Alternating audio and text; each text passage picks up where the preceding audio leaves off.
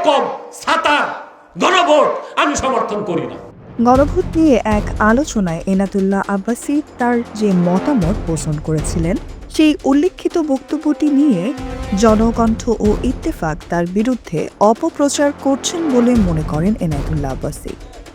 একটা কথা মনে রাখবেন, সাংবাদিকতার মূল ভিত্তি হচ্ছে সততা, সংবাদকে যাচাই করা, পর্যবেক্ষণ করা, কিংবা যার বক্তব্য তার থেকে ব্যাখ্যা নেওয়া, ঠিক না ভাই? তো জনকণ্ঠার ইত্তেফাক যে আমার বিরুদ্ধে গণভোট নিয়ে আমার বক্তব্যকে অপপ্রচার করছে,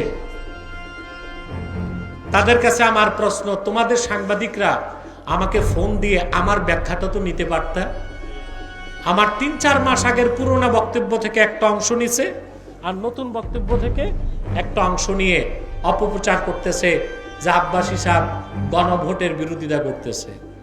আমি তো ভোটাভুটি নির্বাচনই মানি না, ওটা তো আরেক মাসালা। তোমরা যে ভোট আর গণভোট করো, আমার বক্তব্যটা তো বুঝতে হবে। তারা প্রচার করেছে আমি নাকি বলেছি সংবিধানে গণভোট যদি হ্যাঁ জয়যুক্ত হয়, সংবিধান সনদ বৈধতা পেলে আগামী সংবিধানে বিসমিল্লাহির রহমানির রহিম থাকবে না। বক্তব্যটা এইরকম না। যখন সনদের খসড়া প্রকাশ করা হয়েছিল, খসড়া ৩-৪ মাস আগে, তখন সেখানে বিসমিল্লাহির রহমানির রহিম ছিল না। তখন আমি সারা দেশে প্রতিবাদ করছি যে সংবিধানে অবশ্যই বিসমিল্লাহির রহমানির রহিম থাকতে হবে। পরবর্তীতে যখন তারা সনদের চূড়ান্ত কপি বের করলো, সেখানে বিসমিল্লাহির রহমানির রহিম আছে।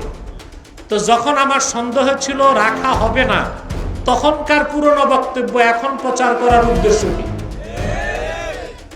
২, গণভোট নিয়ে আমি কি বলেছি। 1977 সালে শহীদ প্রেসিডেন্ট জিয়াউর রহমান হানা ভোটের আয়োজন করেছিলেন। তারপরে ৫ম সংশোধনীর মাধ্যমে সংবিধানের মধ্যে একটা কথা লিখেছিলেন যে বাংলাদেশ রাষ্ট্রের মূল নীতি হবে সর্বশক্তিমান আল্লাহর প্রতি আস্থা ও বিশ্বাস। এটা আপনারা চান না? বর্তমান সনদে এটা নাই। এটা আওয়ামী লীগ আমলে ২০১১ সালে তারা বাদ দিছে। তো যখন ২০১১ সালে আওয়ামী লীগ বাদ দিয়েছে, তখন কি আমরা আওয়ামী লীগের বিরোধিতা করি নাই? আমার চেয়ে বেশি অরাজনৈতিকভাবে অনেক মৌলবী আওয়ামী লীগের বিরোধিতা করে জেল খাটছে, নারী কেলেঙ্কারির অপবাদ পাইছে, আবার রয়ের পয়সাও পাইছে, এগুলো আমরা জানি।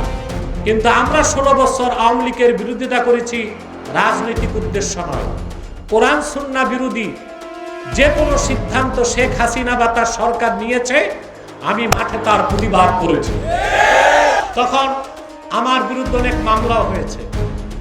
সবচেয়ে দুঃখজনক, আইনমন্ত্রী উপদেষ্টা আসিফ নজরুলের কাছে পৌঁছেছে এখনো নারায়ণগঞ্জে এক জালেম ছিল, লুটেরা ডাকাত, আপনারা চিনেন। সে এখন দেশ ছেড়ে পালাইছে। সে আমাকে কম কষ্ট দেয়নি। এসপি হারুনের মাধ্যমে সরকার বহুত অত্যাচার করার চেষ্টা করেছে, আমাকে অসংখ্য মামলা দিয়েছে।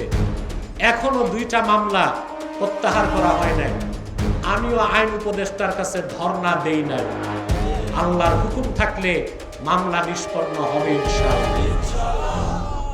আমাকে হত্যা করতে চেয়েছে, গুম করতে চেয়েছে, আমার উপর গুলি করেছে, বোমা বর্ষণ করছে, এগুলো আপনারা 16 বছর দেখেছেন। আমরা প্রতিবাদ করেছি ক্ষমতার মুখে নয়, দ্বীনের স্বার্থে। 11 সালে যখন তৎকালীন ফেসিবাদী সরকার এই কথাটা বাদ দিয়েছিল সংবিধান থেকে, আমরা তো তখন সারা দেশে আন্দোলন করছি।